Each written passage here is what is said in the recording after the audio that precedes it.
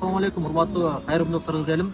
Мен азыр Баткен шаарындагы Эмсол кварталында турам. Бул жерде бизге Абдырханова Угулай деген эжекебиз каттаган. Анткени эжекебиз көп жылдан бери ушул бир оору менен алышып келет экен. Анда ошол эжебизге бир аз ушул кайрымдуу элден жардам сурайын деп бизге кайрылды эле. Ошол эжебиз боюнча силерге бир аз видео баяндама кылып берелим. Эже кандай оору менен ооруп атат, канча суммадагы акча кетет, ошону эженин өзү угулмагалы. Мен турган жер азыр Эмсол кварталы. Эже жашаган үй ушул жерде экен. Ошого анда кирип, эженин өз оозунан көрүп көрөлү. Канча кыйын күн келсе да, адамбыз барына чыдап келген. Канча кыйын күн келсе да, адам. Мен гемодиализ алам Баткен шаарда 3,5 жыл болуп калды. 4 жыл алдым угуп, 2 ай 3 ай лечение алып жүрүп, жакшы бой акыры гемодиализге түштүм. Азыр гемодиализ ала албай кыйналып 2 саат, 2,5 саат эле алып атам. Эмне болуп, колум шишип андай болуп, тамырларым ооп кеткен.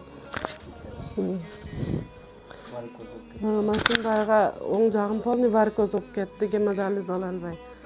Москвадан тамыр алдырып, башка протез тамыр коюлат экен. 300 000 акча кетет экен.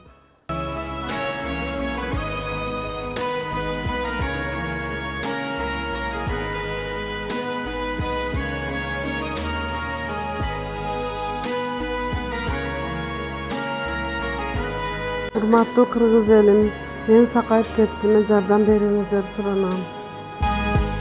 Сабыр керек, сынбай турган, жакшы күн бар әлі улай турган, чыңалсын деп адам.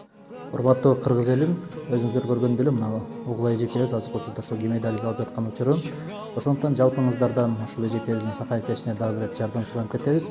Экран түбүндө эжекебиздин реквизиттерине М-банк же болбосо телефон номерлерин калтырабыз. Ушул номер аркылуу өзүңүздөр дагы ал акыбын сурап, же болбосо колуңуздардан келген жардамыңыздарды сунуп кетсеңиздер болот. Көп күтүрсө көрө болот дейт. Ушул эжекебиздин сакайып кетишине салым кошуп кетиңиздер. Рахмат чоң.